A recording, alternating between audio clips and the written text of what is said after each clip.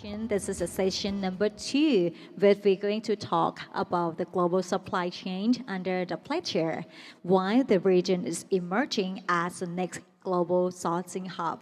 In this session, we bring together the leaders from some of the Asia's most important textile and apparel manufacturing nations to discuss the supply chain resilience, sourcing the diversification, regional competitiveness, and the emerging opportunities.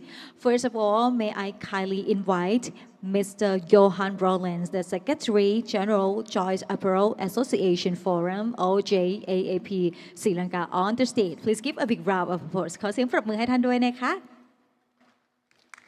Yeah.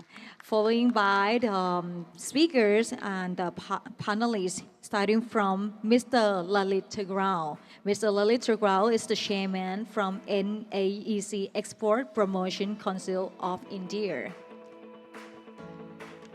Thank you very much for being the part of this session in this afternoon and going to share a lot about the Indian markets as well. Following by the next speakers, Mr. Felix A. Fernando, the Chairman, Joint Apparel Association Forum (OJAAF) Sri Lanka. Welcoming you on to the stage, Mr. Felix. Following by Mr. Asif Kamal Pasab, the Director from Bangladesh Garment Manufacturers and Exporters Association or BGMEA Bangladesh. Next person, Mr. Chen Zhirong, Director China Chamber of Commerce from Import and Export of Textiles or CCCT, People's Republic of China. Thank you very much for participating in this session and we are really honored to have you here. Next, I invite Mr. Chalampon Rotharakpong, the Chairman of Thai Garment Manufacturers Association or TGMA Thailand. And the last speakers or the last panelists who are going to join us on the stage, Mr. Ong Mint, Board Members Myanmar Garment Manufacturers Association MGMA Myanmar. Thank you very much for all 6 panelists and 1 moderator, Mr. Johan, who is going to moderate this session.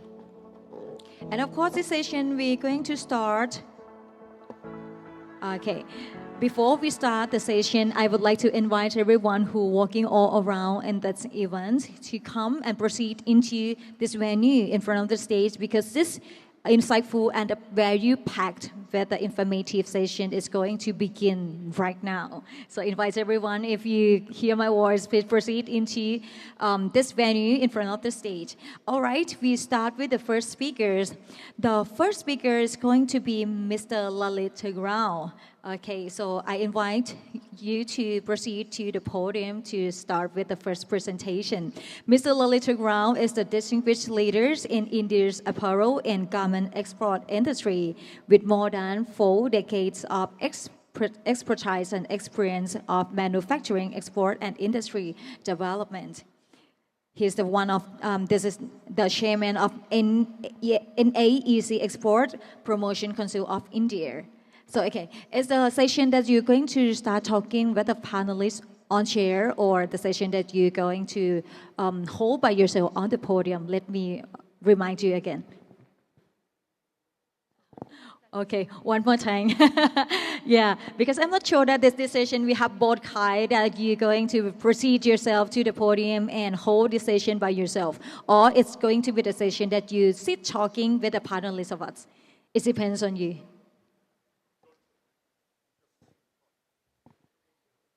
Okay. Okay, welcome once again, Mr. Lalit Tagral, the chairman of NAEC Export Promotion Council of India. Okay.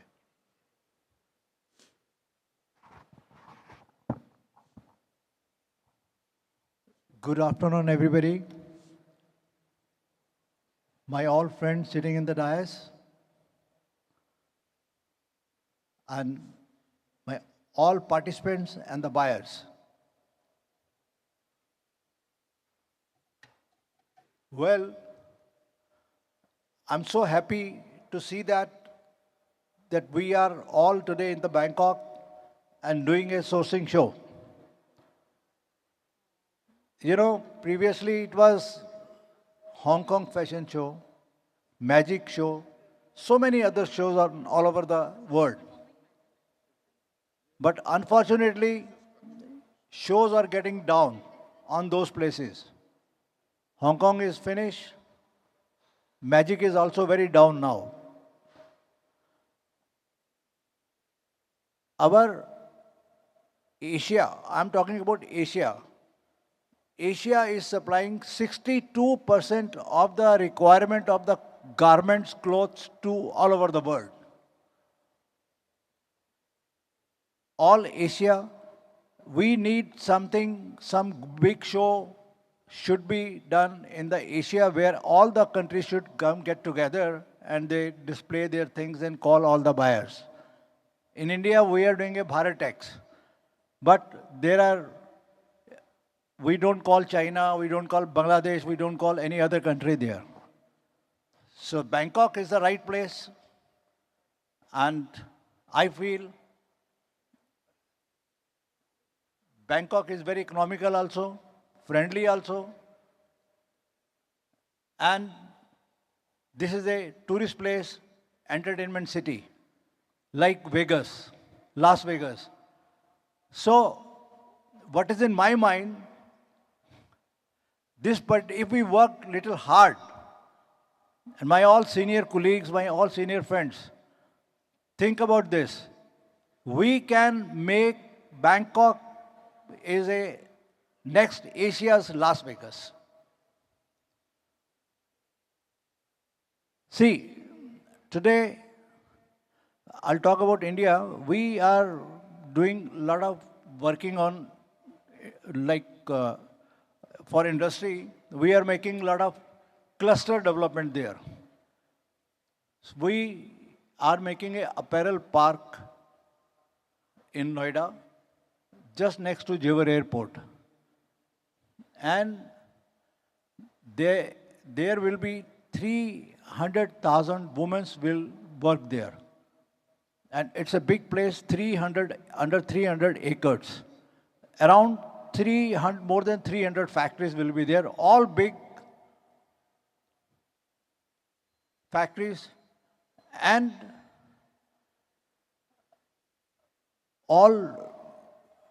environmentally we are doing very good things there.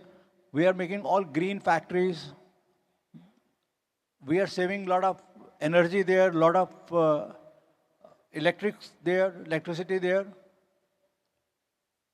And with the help of government, we are making common ETP plants there, lot of factories there.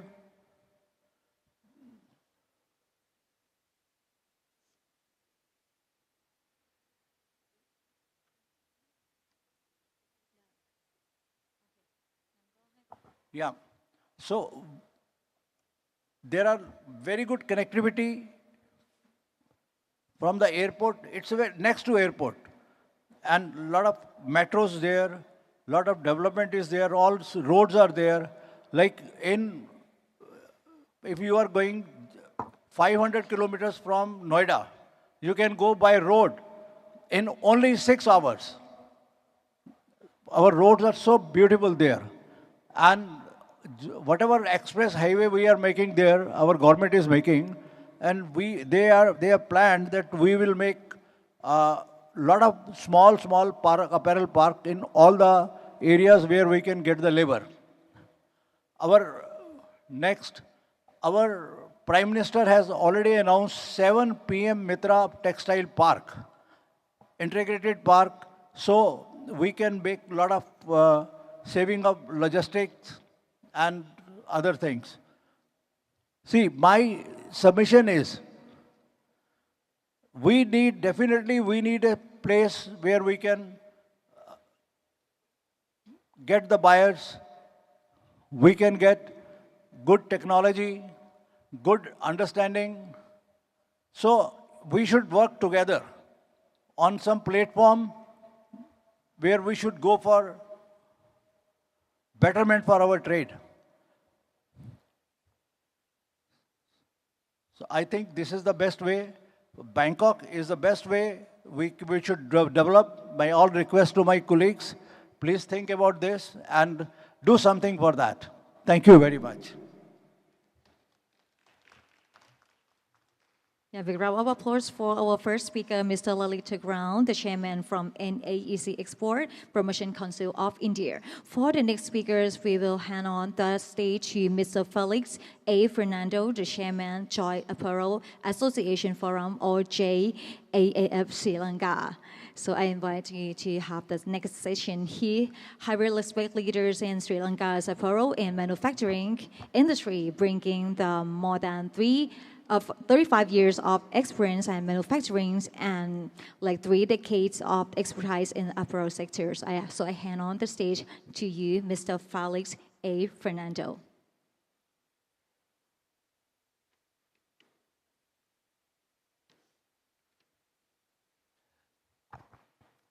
Good afternoon, everyone, and thank you for being here. It's a privilege to speak at the Global Sourcing Summit today, and thanks for all the organizers, SIMS, AFIT. I'm going to share Sri Lanka's perspective on the changing landscape of global sourcing and apparel manufacturing. Today, global supply chains are going through one of the biggest structural shifts we have been seeing in decades. Rising geopolitical tensions, supply chain disruptions, sustainability expectations, and the need for resilience and reshaping sourcing strategies worldwide. In this small presentation, I would like to share 3 things. How Asia is becoming the center of the next sourcing transformations. Why ASEAN and South Asia together can become a globally integrated sourcing ecosystem. And how Sri Lanka can contribute strategically within this future model.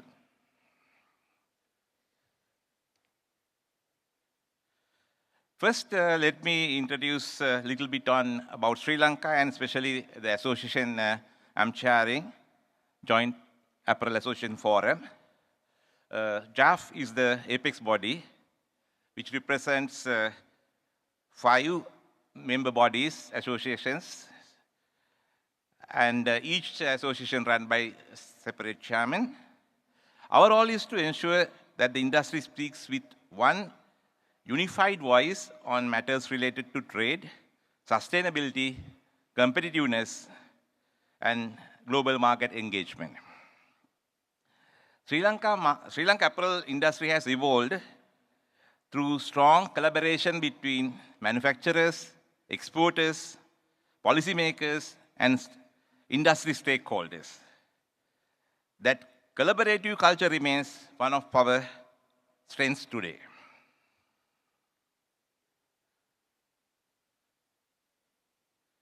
So, small snapshot.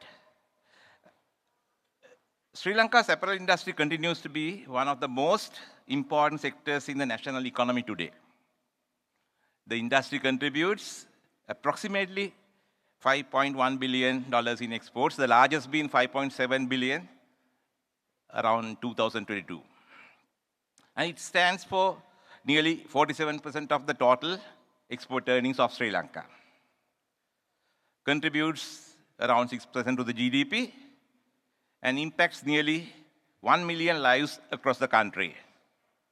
Yeah, including 350,000 direct employment. We also maintain approximately 55% of local value addition, which highlights the strength of our manufacturing ecosystems. But beyond numbers, compared to the first speaker of this in the morning, Sean, our numbers are very small, negligible. About 25 years ago, that when I came to this industry, Sri Lanka was in the top 10. apparel exporters in the world, but now we have slipped into, I think, 13th or 14th. But numbers doesn't matter. The industry has built a strong international reputation based on ethical manufacturing, quality, and reliability. This reputation has become increasingly valuable in today's sourcing environment. These are our major trading partners. And as you can see, to ASEAN countries where they also import less, I'm sure that our exports are even less than $50 million per annum.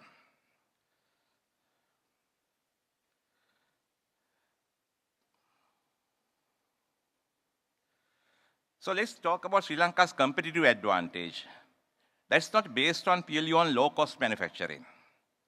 Our value proposition is built around several strategic pillars: ethical labor practices, sustainable leadership, product innovation, strong logistics connectivity, and trusted long-term partnership with global brands. Sri Lanka has been exporting apparel since 1970s, and today manufacture for many of the world's leading brands.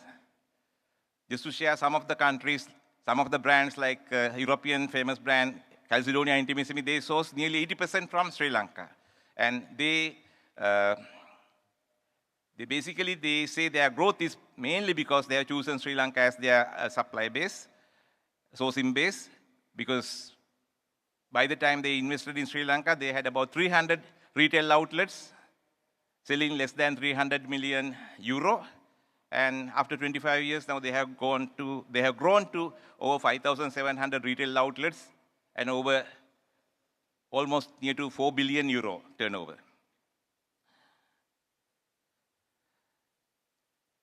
And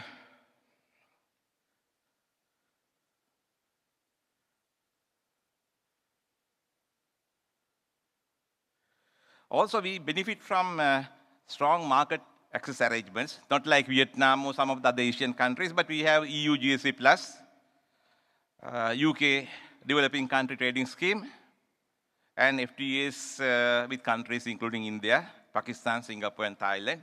And Thailand agreement was signed recently, but I don't think that we are properly using that FTA. We'll have to explore how best to use that agreement as well.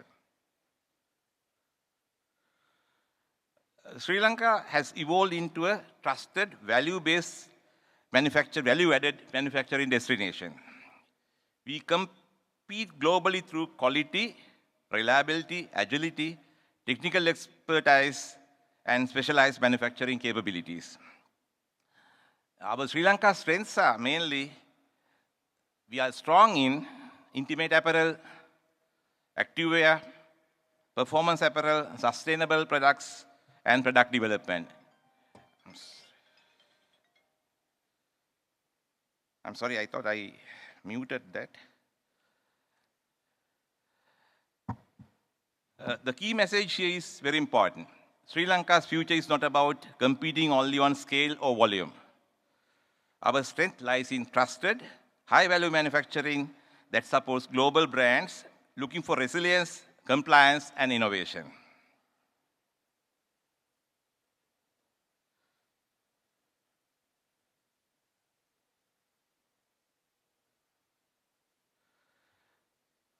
Thinking about sustainability is no longer optional. It is becoming the entry into global markets. Sri Lanka recognized this trend early and positioned itself globally under the concept of garments without guilt during a period where nobody was talking about sustainability. That was launched about more than 20 years back. So today, buyers increasingly evaluate suppliers based on ESG standards, carbon accountability, traceability, ethical sourcing, and due diligence compliance.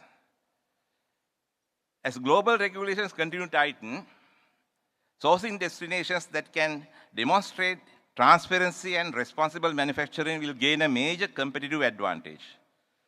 Sri Lanka is well positioned in this area because sustainability is deeply embedded into our industry culture. And another advantage Sri Lanka has is the logistics connectivity. The Port of Colombo is one of actually the largest transshipment hub in South Asia. And it plays a critical role in regional trade. It's ranked among 25 volume-based largest ports in the world. And strategic location along major east-west shipping routes allows efficient global connectivity, reduced lead times, and improved access to international markets. Compared with India, India may have lesser sailing time from India, some ports of India to Europe. But overall, Colombo is considered as a trusted because they have more vessels calling in. In a sourcing environment where speed, agility, and supply chain flexibility matter, more than ever, logistic infrastructure becomes a strategic asset. So we are currently witnessing a structural reset of global sourcing models. In the past, sourcing decisions were driven primarily by cost efficiency. Today, the priorities are changing toward resilience, trust, diversification, sustainability, and supply chain security. The pandemic, geopolitical tensions, and supply disruptions export the risk of over-concentrated sourcing models. As a result, buyers are increasingly adopting China plus one strategy, multi-sourcing, multi-country sourcing, regionalized supply chains, and diversified manufacturing partnerships. The shift is creating major opportunities in Asia, particularly for ASEAN and South Asia together.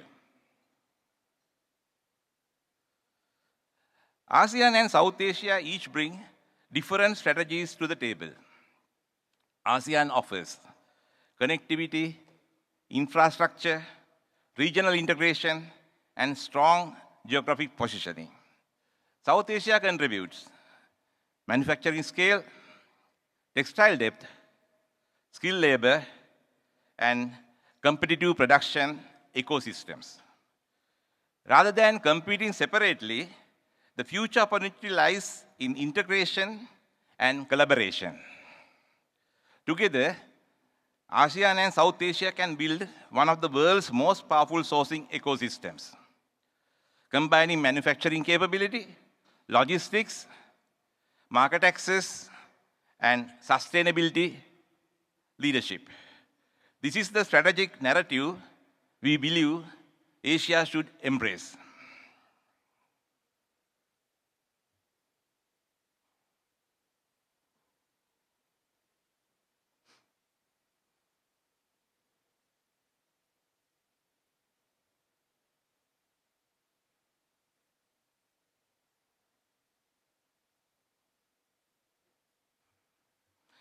As ASEAN manufacturers and brands expand, many are looking for flexible production support, specialized manufacturing, capacity balancing, and faster regional supply chain partnerships.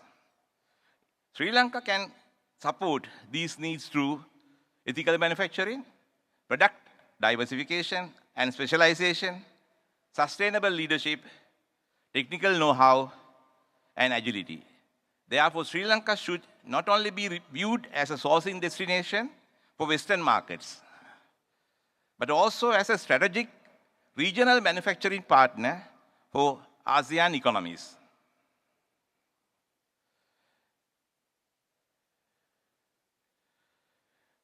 The future of Asia's competitiveness depends on cross-border manufacturing collaboration, shared sustainability standards, innovation partnerships, and stronger industry alliances.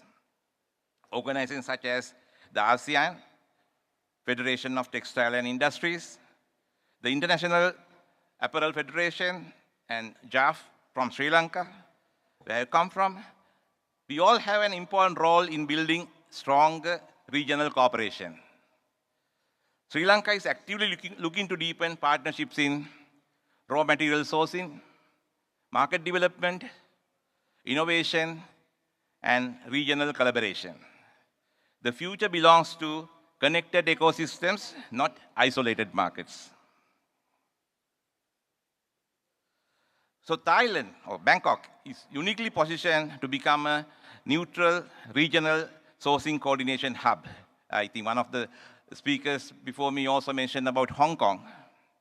The relevance of Hong Kong is diminishing where the Bangkok is coming to the picture. Bangkok has the potential to become Asia's sourcing hub,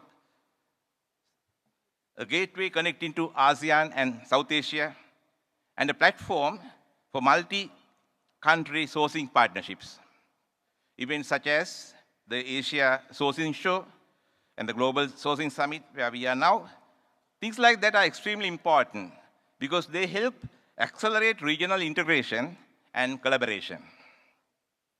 This is how stronger supply chain ecosystems are built, through dialogue, partnerships, and shared strategic vision. So to conclude, I would say the future of sourcing will belong to supply chains that are resilient, diversified, sustainable, and interconnected.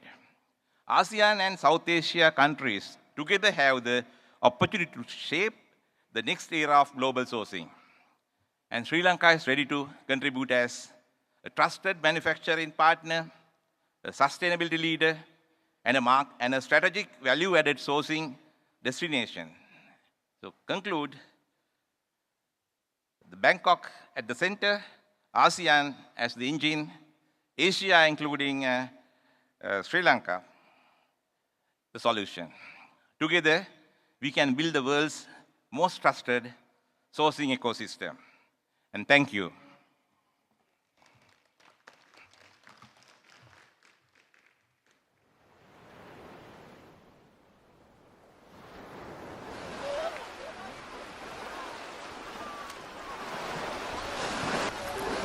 Cradled in the heart of the Indian Ocean lies a small, precious pearl surrounded by golden sands and bountiful waves.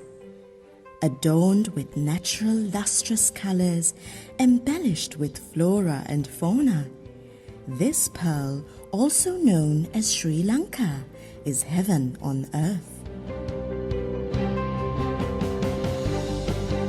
With a rich history in manufacturing apparel that dates back thousands of years, it was this very same pearl lying in the ancient Silk Route that bridged the Orient to the West. Since then, Sri Lanka has blossomed into a world-class apparel sourcing destination for the global fashion industry. As the pioneer association representing the nation's apparel manufacturers, the Sri Lanka Apparel Exporters Association, or SLAEA, strives to portray the reality of Sri Lankan apparel.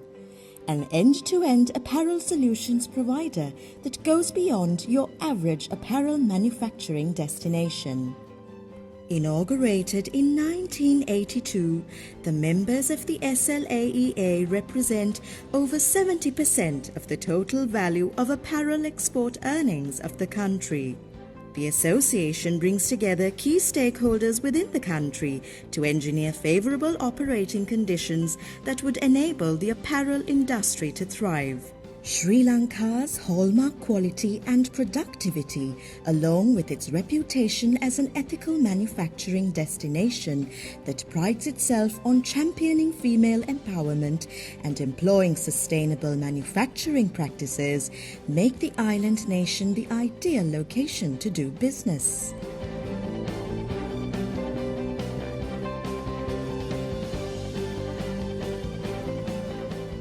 With SLAEA, Sri Lanka's story of apparel will continue to scale insurmountable heights as we move into an exciting future in this isle of apparel.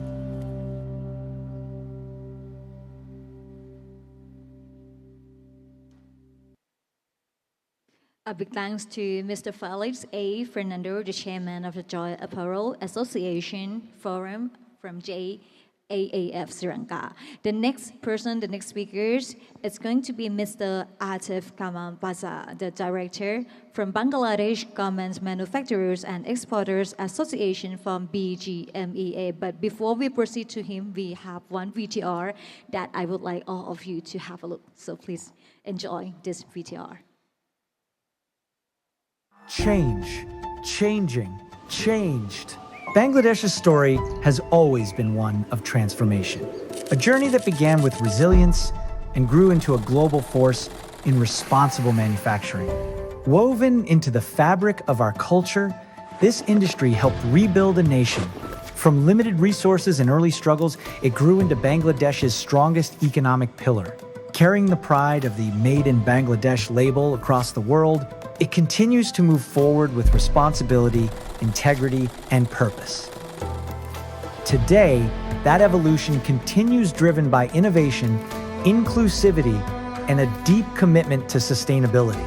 Bangladesh now leads the world with 268 plus LEED-certified ready-made garment factories, recognized by the U.S. Green Building Council. LEED is one of the world's most respected sustainability standards. It is awarded only to facilities that meet strict criteria on energy efficiency, clean air, water conservation, environmental impact, and factors that influence sustainability. Earning it requires discipline, investment, and a long-term promise to operate responsibly. And when that commitment is made, its impact goes far beyond the factory walls. Because a truly green factory doesn't just save energy, it improves lives. Across Bangladesh, modern RMG factories now include daycare centers for children, on-site healthcare, training and upskilling programs, fair price shops, safe working environments, and open, naturally lit workspaces that reduce stress and boost well-being. Cleaner air, better ventilation, more natural light, these elements are transforming the daily experience of millions of workers. This is sustainability in its most human form. And as the industry transforms, BGMEA has renewed its vision for the future. A vision shaped by people, inclusivity, transparency, and progress.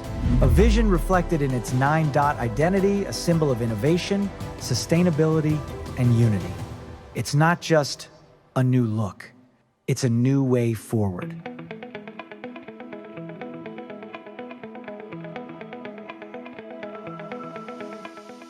BGMEA's Sustainability Strategic Vision 2030 builds on 3 pillars: environment, social, and governance.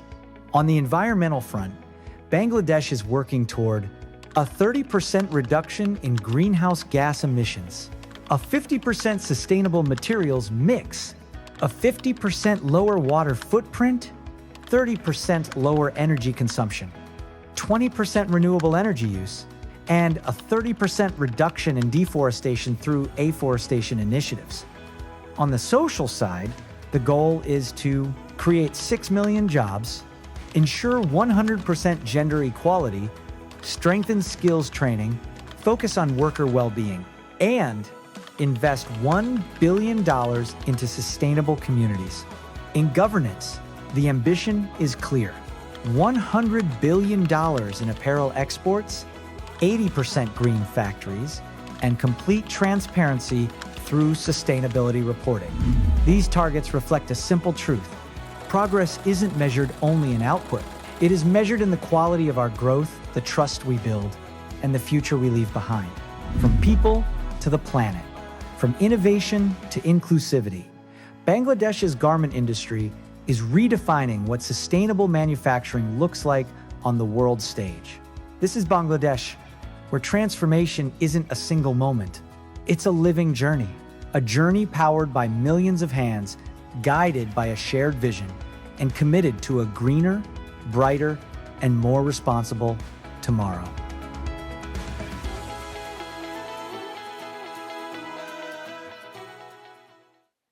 Thank you, everyone.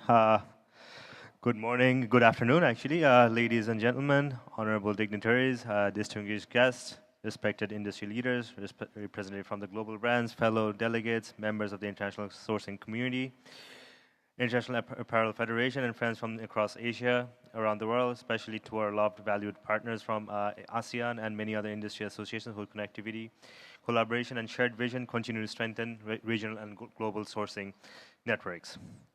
Assalamu alaikum and a very warm welcome to everyone. As a representative from the BGMEA, Bangladesh Garments Exporters Association, it is both a privilege and an honor to join you today at the Global Sourcing Summit 2026 here in Bangkok. First, I would like to express my sincere appreciation to the organizers for bringing together such an exceptional event and gathering of many policymakers, manufacturers, sourcing professionals, investors, and sustainability leaders. At a time when global supply chain is undergoing unprecedented transformation, forums like this are more than important than ever. We meet today at a defining moment of the industry. Over the past few years, we have witnessed significant disruptions from geopolitical tensions and inflationary pressures to climate-related challenges and evolving consumer expectations. These developments have fundamentally reshaped the way the world thinks about sourcing, manufacturing, and supply chain resilience. Yet every change also presents an opportunity to us. Sorry. Perfect.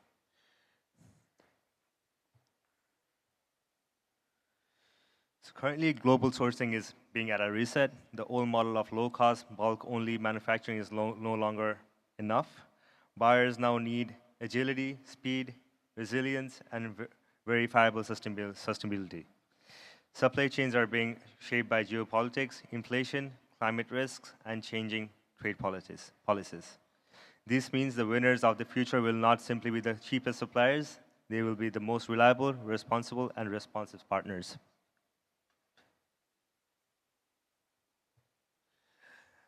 Asia currently dominates global apparel exports with a projected 61.2% shares in 2025. But despite this global strength, intra-Asian textile sourcing has grown only marginally from 62% to 64% over nearly a decade. This is the paradox where we are globally powerful but regionally under-integrated. We have enormous manufacturing capability within Asia, yet we still depend heavily on extra-regional sourcing. That gap is our opportunity today.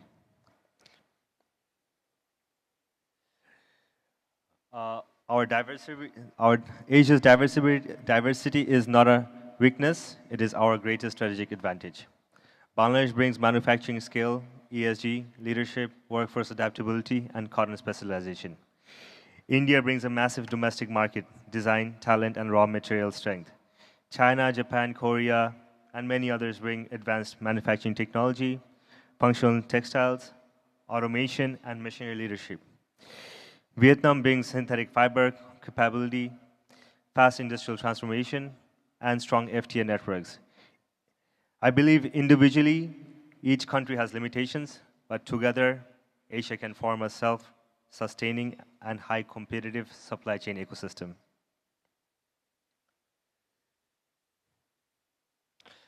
Bangladesh offers a blueprint for scalable sustainability.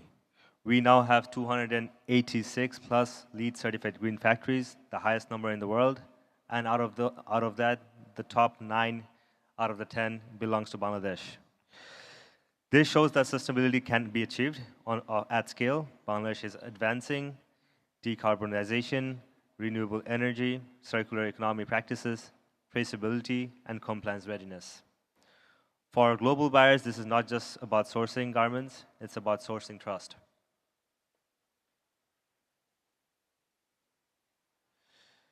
To move up the value chain, regional collaboration is essential. Today, Asia is strong in OEM production, but the next stages are ODM and OBM, design innovation, branding, retail, and technology-driven manufacturing. No single country can do this alone by itself. We need regional investment, technology transfer, skills development, and cross-border collaboration. The goal is not only to produce more, but to capture more value.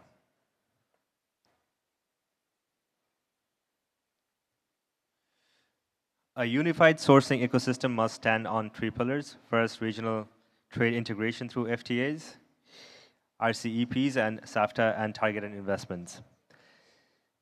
Second, coordinated ESG frameworks that sustainability standards across Asia become credible and aligned together. Third, responsible purchasing practices. Buyers must move from transactional relationships to strategic partnerships with fair pricing, realistic lead times, and shared responsibility for sustainability investment. This is how we move from fragmented production networks to a collaborative value creation ecosystem.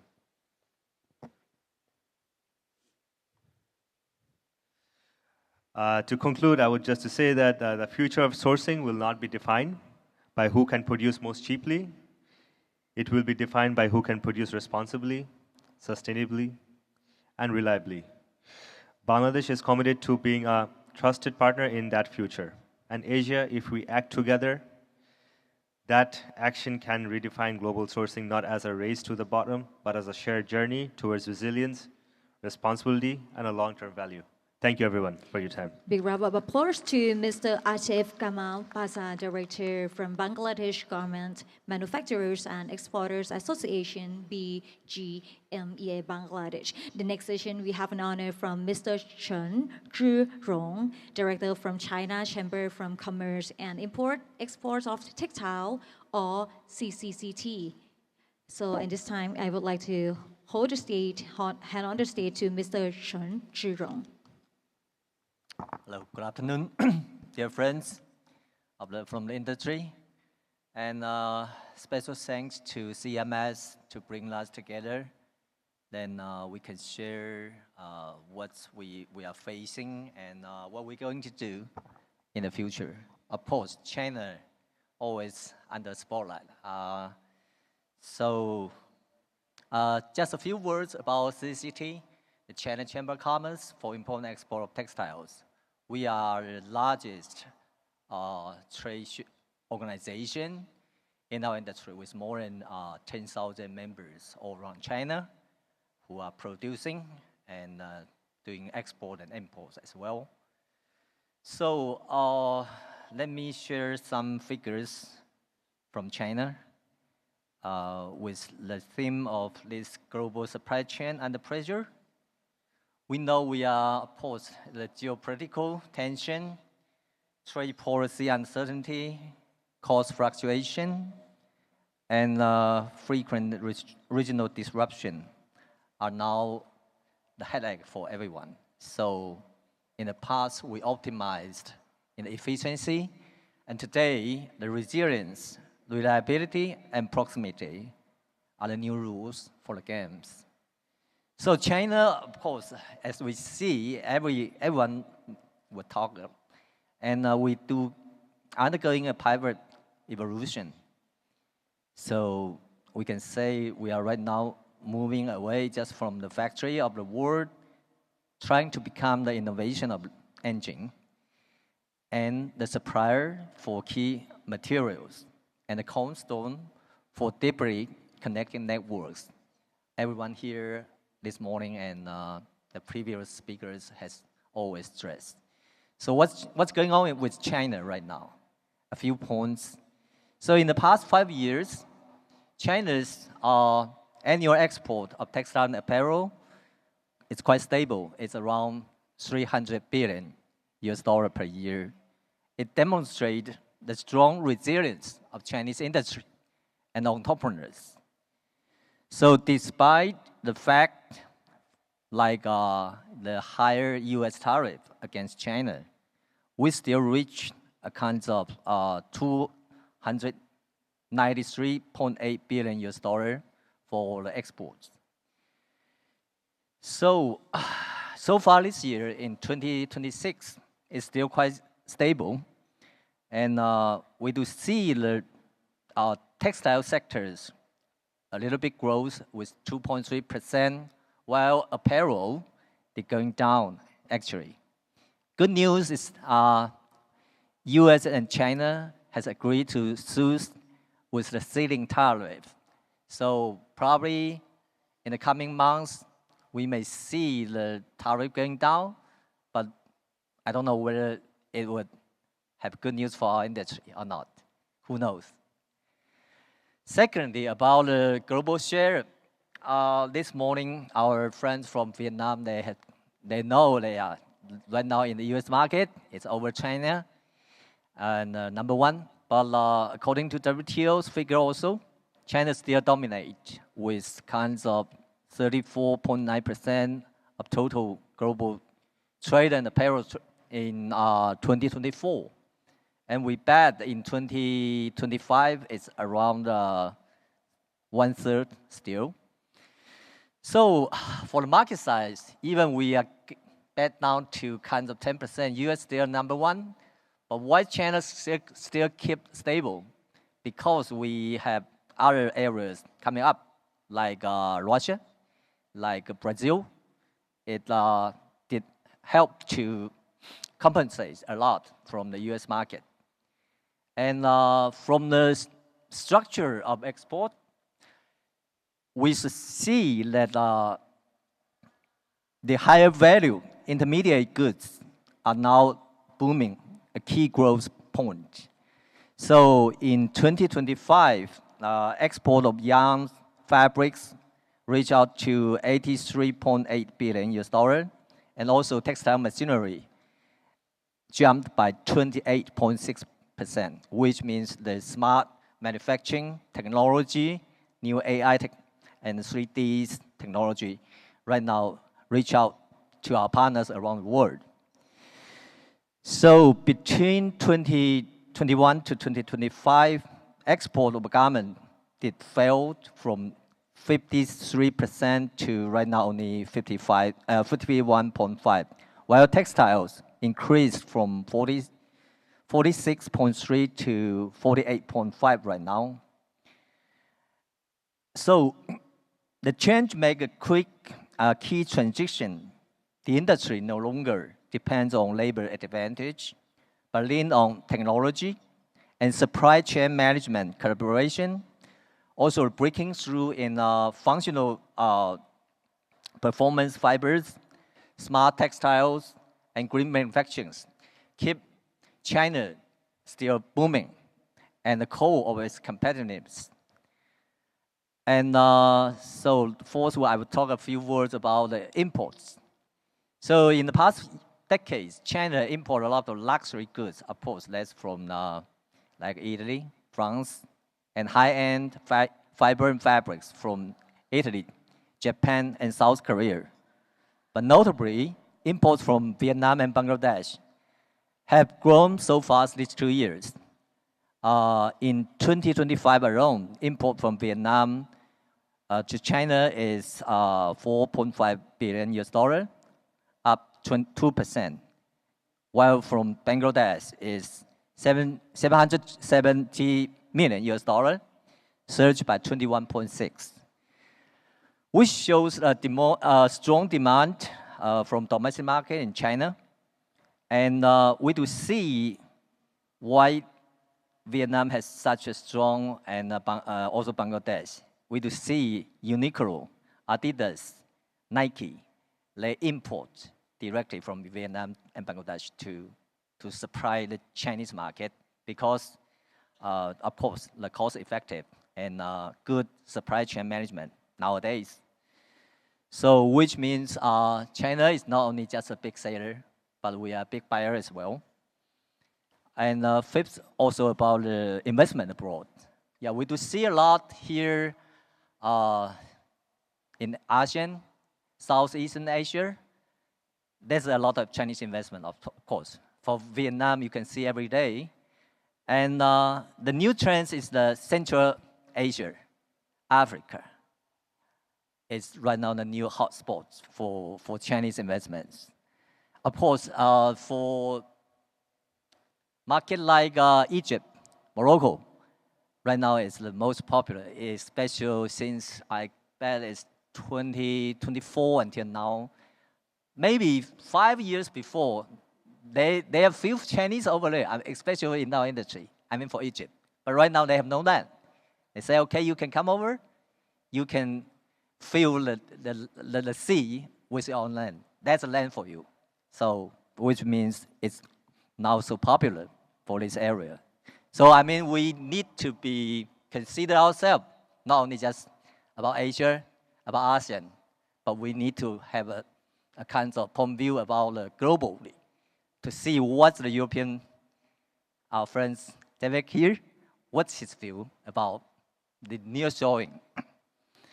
And the sixth is about the cross-border commerce, e-commerce. This morning, Matthias mentioned, yeah, it's so popular right now. But for Chinese, it's more dramatically. We estimate almost 30% of Chinese total apparel exports are through e-commerce.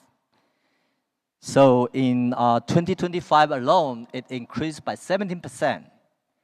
Of course, right now it's still be dominated by Amazon, Shein, TikTok shops, AliExpress. And of course, this morning we see ASEAN with Indonesia still have very high penetration for e-commerce. This is the trend, but for us, it's good or not, who knows? Especially for sustainability, I personally don't think it's a good idea. But now it's the trend of the younger generations, and of course, it will create a more effective and customized production. I mean, with the new technology of AI, 3D, and all the new software and engine, it could be the trends, but we still need time to see whether that's a good news or bad for our industry. But anyway, we should notice it's almost occupied 1/3 of Chinese total apparel exports, not to say luggage, shoes, and others. Yeah. So that's the Chinese way. And domestic demand, I say a few words in the imports, but I tell you the market size is $308 billion US, almost equal to the Chinese export volume size. However, the per capita spending is only $217 US, which means Chinese market do have great potential. That's because of the younger generation, their ways of consumption, and Chinese are booming e-commerce. But of course, the competition there is dramatic also. However, I mean, CCT to organize 2 trade shows, sourcing supply chain trade shows in Hangzhou and also in Shanghai, in Xiamen. So, I mean, friends here, you may have better opportunity to step into this market, to taste and to promote your country, your designers, your advantage, specialty, like whatever producing, or your fibers, like Thailand has, the eco-friendly, bio-based fabric. That would be great for Chinese, because China is so huge, and we offer all this diversified, and even inside one province, you can find different market. So anyway, we have talked a lot about the collaboration between China, ASEAN, and Southeastern Asia. I think there are many ways, or let's say we do also trying to promote our advantage. Every country has its own, and also each enterprise, each entrepreneur has their own thoughts. However, if we can create like this kind of platform, first we have kinds of brainstorms together, and then we can find the right path, a practical path that we can work out together. I believe China plus ASEAN plus Asian, Southeastern Asian countries, we can dominate the industry. And we are really the hope, because we enjoy the similar humble culture. We work so hard. Our people here work so hard. But right now, the last point, how to make this triangle work, is the buyers, the brands from the European or US, Japanese market, that we can work together. These 3 parts, like we have the buyer, the brands, they want to really invest in China. China offered R&D over material, no problem. And here we have the labors, lands. We offer the facility. So we can combine this together. And we have good news, let's say Uniqlo with two big Chinese players. One is a fabric maker, the other is the apparel maker. They have announced a huge investment in Cambodia. This is the first time historically Uniqlo do invest in manufacturing. So I mean, these trends could really reshape the industry and could make it solid for us to develop in the future years to come. Thank you all. That's what I'm thought. So Bye. big round of applause to Mr. Shen Zhirong, Director from China Chamber of Commerce from Import and Exports of Textiles, or CCCT. The next speakers, we have an honor from Mr. Chalampon Lotarakpong, the Chairman of Thai Garment Manufacturers Association, or TGMA. And this session is going to be the session, and we have some question and answers from Mr. Johan as well. So at this time, yeah, I hand on the stage to both of you. สวัสดีครับ So it's a pleasure to be here and welcome everyone to Bangkok, the most visited place on earth. So I'm actually tasked with a few questions here. The first being, are global supply chains disruption accelerating a permanent shift towards ASEAN? So I'd just like to start off with the global demand for apparel. Just want to touch base on this fact that at the moment, we are producing about 200 billion garments a year, every one of us here. So that's 11 zeros, by the way. It's a lot of zeros to think about. And if you divide it by the number of people who are living in this world, we are talking about 25 pieces for each of us. That's a staggering number.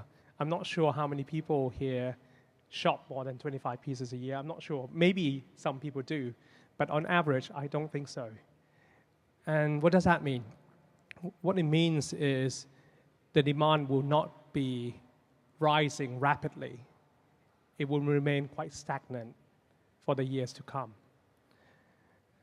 And that has a lot of implication for all of us as manufacturers. This morning, we talked about China, obviously being used to be a hyper-dominant force in the textile and also in the garment industry, representing over 30% of the global production. And in terms of the apparel, China actually peaked at 37% of global production back in 2010. Now, to answer whether it's the trend of moving out China is accelerating or not, I just want to draw on a simple number that it peaked at 37% back in 2010. And it is 31% this year. No, not last year, sorry. So that's 6% drop in the past 15 years, sorry. But do you know that 5% drop, actually 14 years, it was 4% drop. And last year alone, it was 2% drop. So the trend is definitely accelerating, which is understandable. The point that China now employs factory workers who are paid $900 to $1,200 a month, it's not feasible to be competing in a global scale unless it's producing for the local market that requires nearshoring, shorter lead time, and things like that. So to answer whether ASEAN and South Asia benefited from the China withdrawal or not, yes. Last year, we both grew totally 5%. So ASEAN benefited 3% of the global trade, climbing up to 15%. And South Asia now stands at 19%, gaining 2% last year. So the answer is very clear that the move is, for the garment perspective anyway, is definitely out of China. But as Regina was mentioning this morning, it's not all gloomy picture for China, because instead of producing garments, they are producing more inputs for the garments. For example, fabrics, as we know. China remains predominant force of the textile front, and also in machinery.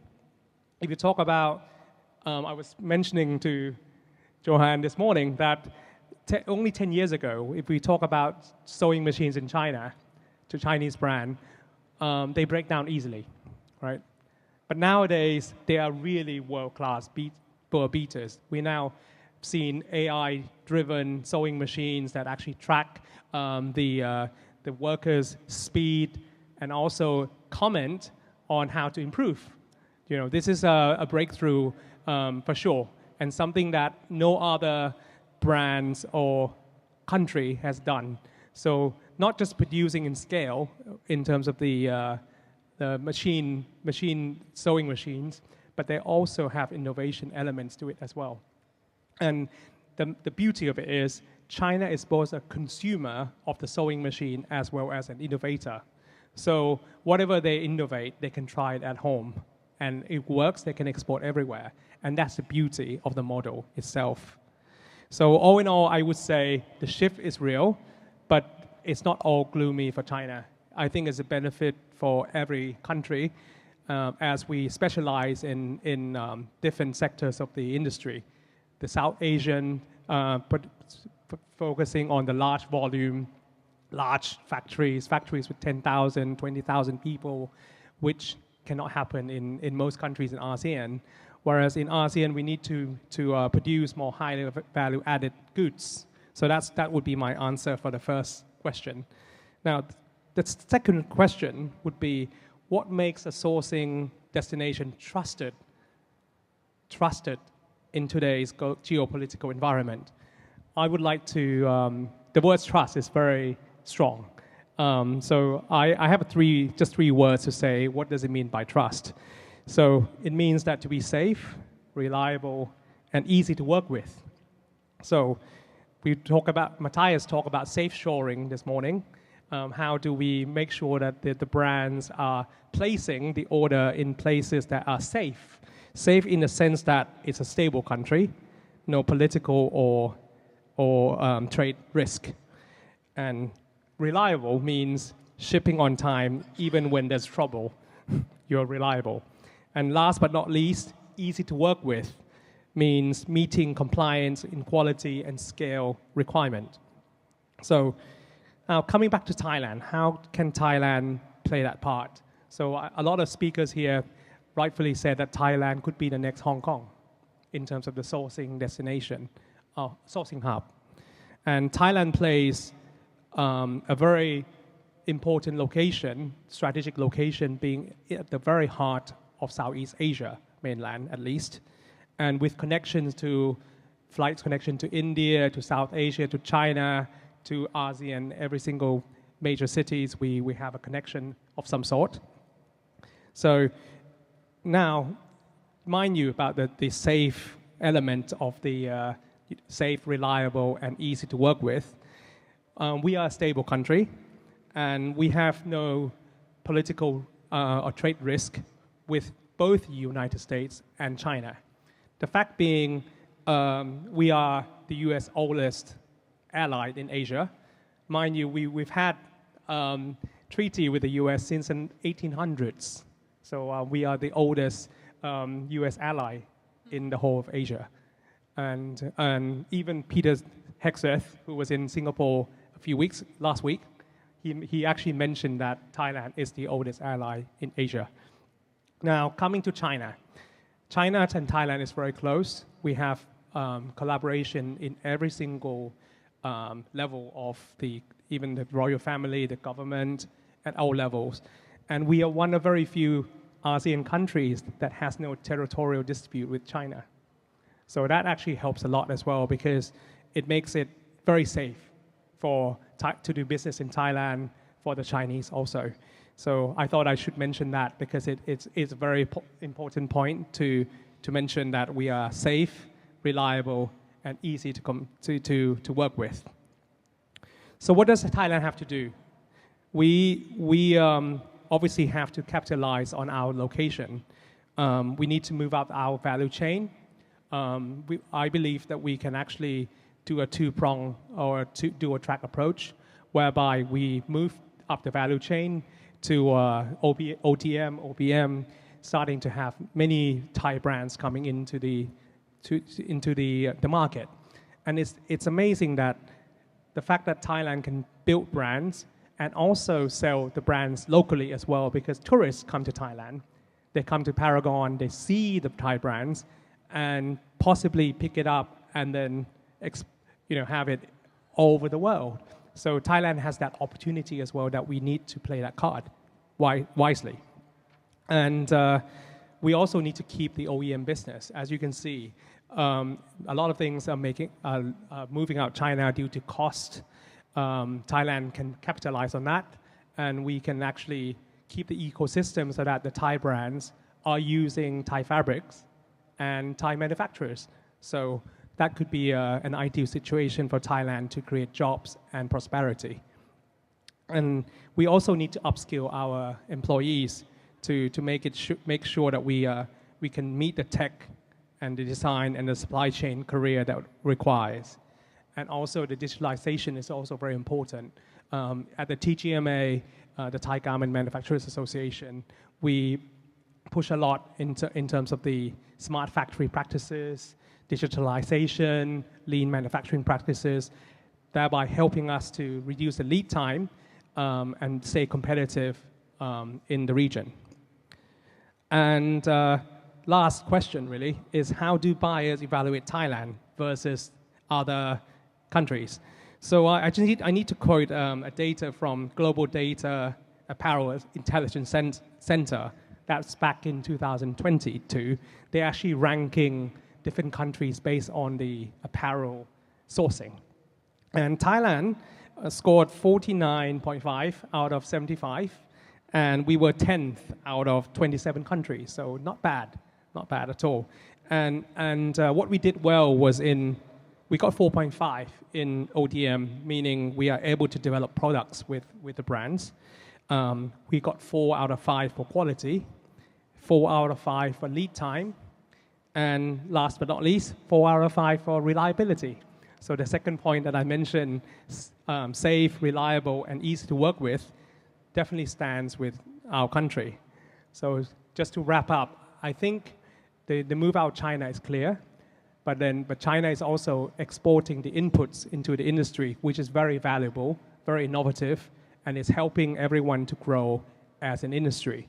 But we need to be mindful that we are already producing 200 billion garments with 11 zeros already. So that's 25 garments per person in this world. So how much more can we consume? We need to think about that. And so in order to make sure that the industry remains sustainable, we need to invest in digitalization, connectedness, and working together for the betterment of the whole world. Thank you very much. Thank you very much, Mr. Chalampon Lotha Rakpong. He's a highly respected leader in Thailand garments and textile industry. For the next speakers, we have an honor from Mr. Ong Ment, the board manager, Myanmar Garment Manufacturers Association, or MGMA. As a board of MGMA, he actively contributes to the developments and the growth of this industry, supporting the initiative that enhance the competitiveness, promote the sustainability of this manufacturing practice. So if you're ready, I hand on the stage to you. Hello, everybody. Thanks for coming. We have to show our come and participate here. Thanks for everybody. So we are from Myanmar. So we are on behalf of manufacturers. We come to talk. So Myanmar, before we talking about our Myanmar manufacturing, I would like to thanks, and one idea I want to share. So previous 10 years or 15 years, we go to visit to Europe. So that time, instead of we see one Chinese booth who's selling the fabric, so we going to change the cut with our members. So that time, we not yet purchase their fabric, but they also bring buyer to us. So that means we call we call We Together Can Go movement. Still that buyer are working with us. So that means, so we coming any place to we come, what we have strong. So here we say in ASEAN, our wages are only 120 to 180. So also our industry is already more than 25 to 30 years we built. So we are exporting 40% to Europe and 20% to Japanese and our other Asia country as well. So to be together, we can create more sustainable and more efficiency work. I hope we can do this. So please see our industrial focus. Thank you. So here, I would like to say our Myanmar country report, our GDP is 60 USD billion. In this, we are agriculture country. So we also, service business mean in garment sector also have. So the GDP 35% is depend on our industrial. So another one. Let's move to another one. So we have the textile enterprise sector 150. So MGMA member of apparel garments factories, we have 600. So total, we have 700 factory, and other sector is 100. And production workers are 80 to 85% are production worker, 10% are technical staff. Management are 5%. So among those, we all female workers are 75 to 85%. So share national employment is 2.5%. So here, average wage level of our potential, we have the big workforce, and our potential of labor costs are, our potential of labor are 45% of our workable ages workers are still in our factory. So population is 55 million, still have 40% is workforce is there. So our wages are US 120 to 180, depends on situation. So please go to next. So this is the member of our MGMA since for 2007. So now, until now, we still have 600 factories here, and mostly are foreign investment. First, our investor are China for this garment, and then other countries as well. So please go to next. So we have total worker is 700,000 total workers there. That is mean 1.5 to 2 million workers our sector is taking caring. So this is as our industrial sharing to their 40% to 60% exporting their Europe market. So that means we already have 30 years before experience. So this potential, big potential is still going. So next. So this is our this year plan to export 4.5 billion. That is going to be plus 2% of last year. This is 95 to 98% is all are exported. So EU 45%, you can see here. Japan is 25%. Korea is 10%.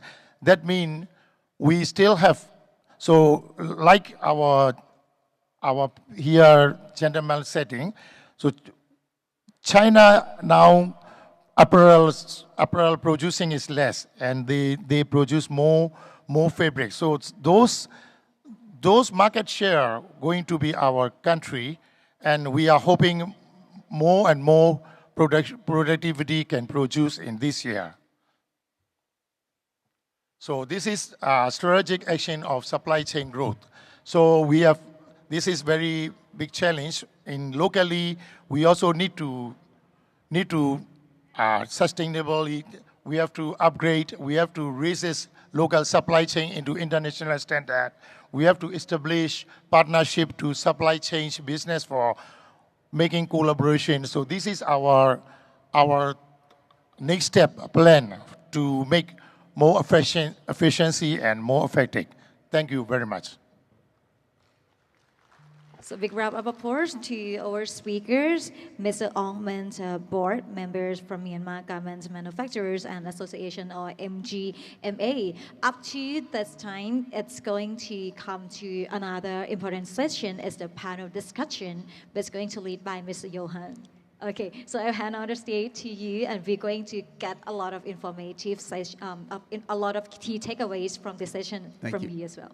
Thank you, and thank you to my colleagues on the panel for that wonderful presentations. We've seen an interesting range of countries, different approaches, bringing different things to the table. I think the key, one of the big takeaways, I think, picking up on Chalampong's point about 25 garments per person per year. As Asif mentioned, Asia regions is stagnant at around this 60% level, and there is therefore going to be a lot of fighting, or there can be a lot of competition between countries as everybody tries to gain a little bit more, because the piece of the pie is not growing. As we know, the average price on garments is falling as well. So all told, we're doing that. So maybe Asif, I'll turn it to you. From a Bangladesh perspective, how do you see the region? Do you view it as competition? Do you view it as potential for cooperations? Where do you see this going?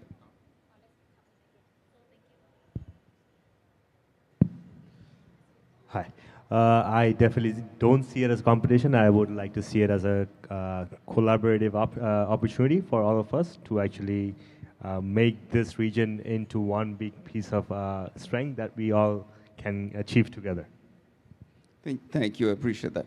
Mr. Chen, in terms of the China conversation about China moving away from apparel and interestingly going back in the supply chain, going back to raw materials,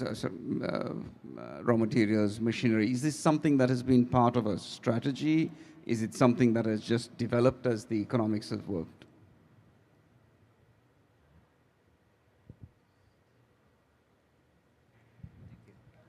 I should say this is the choice of the market. Of course, the government, they have every 5 years, we have 5 years plan strategy for different industries. Yeah, but that's a very macro one. But the market reaction, especially, last year, especially last year's US tariff, the entrepreneurs, you can imagine, they know, when they know, okay, Donald Trump has been selected in November, this guy fly directly to Los Angeles. He would check the market. He said, I set up all kinds of workshop there, buy a few machines, all import from China, and waiting. It's a must. So that's a real story. In last year alone, his orders, he quite stable. However, his workshop in Los Angeles and some warehousing make him 1,050,000 only several months, 1 year, less than 1 year, because his machinery arrived, I bet, after Chinese Spring Festival, so early, like March, then on April, the tariff comes. What I mean is, let's say, nowadays entrepreneurs, they are so flexibility, they have so much flexibility. If he find the right person, right partners abroad, around the world, but of course, we still need to keep focused. What's the end market? Needless. So my colleague here make a very good point. If the market is that size, how are we going to survive? So back to your question, government has its foreseen planning, but I should say the operational, the level of their management of supply chain, for the younger generation of Chinese entrepreneurs, they are so flexible. They fly everywhere. You can see they have a round trip from China, here, Middle East, Africa, Europe, then back home. That's the norm of really hard work Chinese entrepreneurs. Yeah. Thank you. Chalampong, just in terms of developing the Thailand conversation, how do you think, sorry, I beg your pardon. In terms of the Thailand conversation, how can Thailand play some form of a neutral coordination hub? Do you see, I beg your pardon, do you see Thailand making itself a center, with the new Hong Kong? What needs to happen for this to actually happen in practice? In practice, we know in theory it should. What is needed for that to happen? First of all, Thailand has to upgrade its ability to communicate in English. That's one of our drawbacks.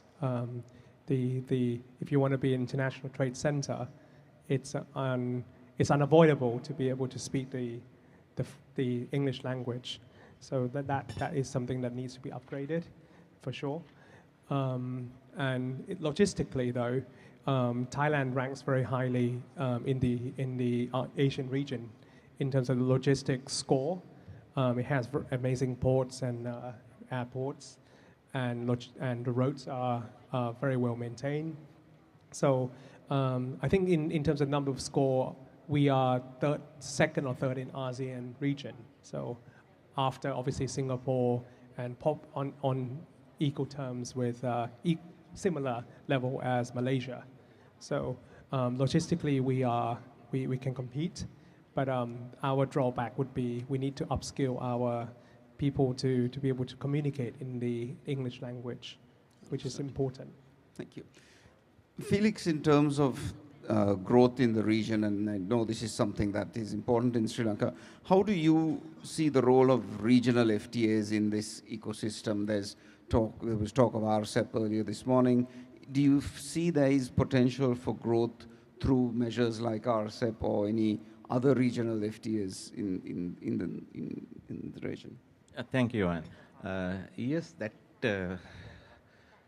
FTAs or whatever the regional agreements will definitely play a big help, not only for single countries, but for the whole region. For example, now, what said was about ASEAN also, like maybe they have seen intra-trade is lesser, but this is only ASEAN. Now, ASEAN doesn't have much agreements with beyond, for example, with other Asian countries, because we see that even, for example, China is moving, or maybe the moving, not, I don't want to say use the moving away from apparel exports, but they are more and more into textile as well as machinery.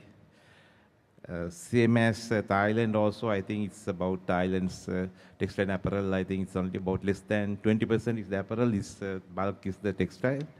So similarly, I'm sure that in a few years to come, even Vietnam will also be slowly moving away from the apparel exports, and they'll be also concentrating on more, and because they have already concentrating on electronics and high value added items, electronic items and technical items for exporting. So similarly, especially especially the countries like Bangladesh, India and Pakistan, they have huge manpower, and also they do need work as well. Unlike Sri Lanka, which is a small population and which is, 22 million population, but Sri Lanka also, even from a small scale, small base of say 5 billion, if we can also like maybe become partner in this complete plan, in the sense it's a chain, like maybe we have to be in that chain. We have the textile manufacturers, you have the machine manufacturers, we have the apparel manufacturers, and then they also have this accessory, then also you have some service providers. So all these things, will help. Like, for example, now there are different things like, see, what we see is anyway, it's short term, different countries enjoying different platforms or different advantages into the global trade that's going to work short term. Now, for example, we all have conditions like Bangladesh also, as LDC, they have different access to some markets, Sri Lanka, EU, GSP, but they are not going to stay forever.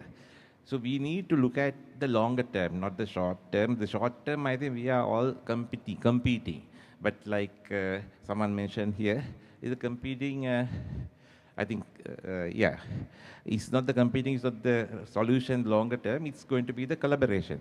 So we'll need to think now, if not, the thing is, we all are aware that the biggest threat going to be not from Asia, but it's from Africa.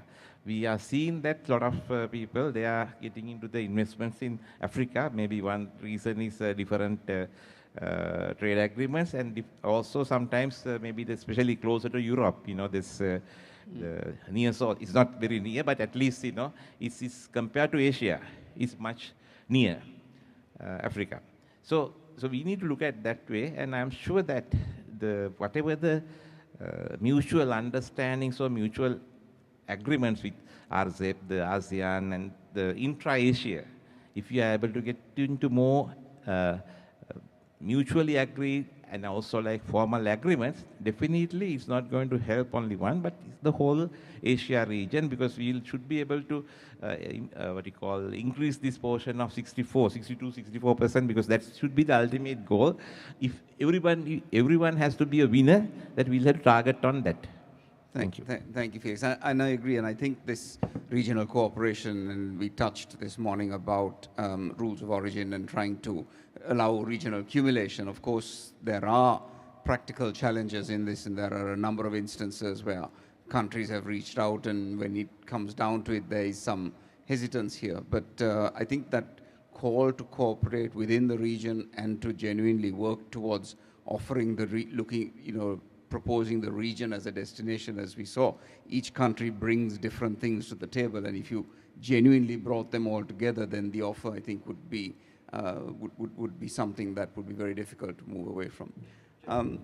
Actually, yeah, go ahead. It's on.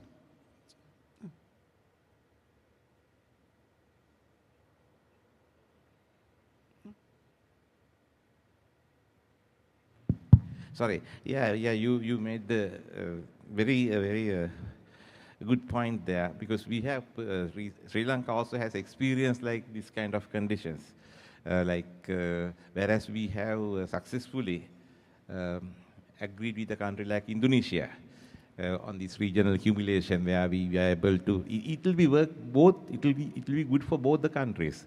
It's not only for one country, because I don't think that people in this, whatever the policymakers in such countries, they need to understand that petty competition will not be the game of the day. That's not going to win or help anyone to win. So we need to look at the longer terms, and sometimes, for temporary, maybe for a shorter period, maybe you may have to give up something in order to gain in the longer term. Thanks, Johan. Thank you. Lalit, in terms of India, and obviously you made the pitch for looking at India is looking for new investments and new encouragements.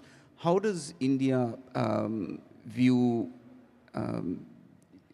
foreign direct investment? Is it something that you're looking at for export? Is it the Indian market that is driving? Because, new, as we talked of in this stagnant world, having new countries or new areas opening up for investment is going to be a problem in terms of this share of the pie. So what is the strategy that India is looking at in terms of things like the park that you were talking of this morning?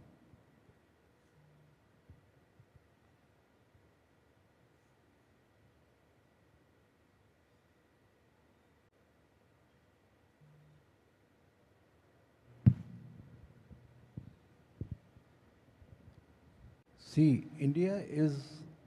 we have a lot of states, and every state has something different. Like, I'm talking about textile. Textile, we have a Surat, Tirupur, Varanasi, Panipat, So many places are there. Everybody have their own specialty. In UP, because UP is going to be a biggest garment hub in near future. And lot of people are interested to come and invest in the UP. Not only garment, so many other things.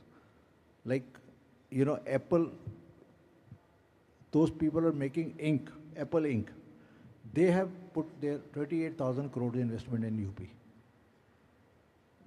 UP is a very safe place. Anybody who is going to invest their money for any field, first he thinks that my investment is secure, what I will get out of this, my investment is worth. So, in India, there is a good opportunity for investment because the workmanship is very good, workers are very hard worker. Like in India, there is a competition. If you go to Tirupur and south side, they always say, we need a UP ke bhaiya, like you need a UP workers. So, everybody has a specialty on their own field. Even in electronics, Noida is a place where all this manufacture of phone, there are so many companies that are making phones, mobile phones. Now, two big companies has come there, they are making SIM card there. So a lot of investments are coming there. And in near future, in Yamuna Expressway, Jewar Airport, when Jewar Airport is going to start on this 15th, it is biggest airport in Asia, which is going to be a 12 runway after 4 or 5 years. They are starting with 2 runways, and opportunities there. A lot of hotels are coming up there. A lot of Japanese cities coming up there. And one Singapore company was there in last 2 months back. I was there in the meeting. So they are going to invest $10 billion there. So everybody has a good planning. And we are expecting very good investments in clothing business. See, because we was having a lack of few things, like Bangladesh was having a benefit of FTA. We was not having that. Now, we have got a lot of few FTAs done, but UK FTA is not still, is pending, like it's not implemented yet.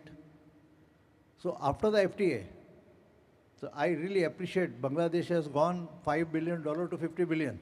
And we have just got 9 billion to only 15 billion, 16 billion. This is because they have got a big benefit, and their workers are also very good, very hard worker. Their quality is good, capacity is good. Like Indians and Bangladesh are same. So now there is an opportunity in Bengal. Lot of garment exporters, they are going to put their factories in Calcutta near the borders of Bangladesh. We are coming there. So that cooperation is now becoming much more physical cooperation as well. Thank you, Janet. Thank you. So it's a good place, sir. Good opportunity for people, those are wants to invest to India. India is always welcoming everyone. Thank you. Thank you. Ong, in terms of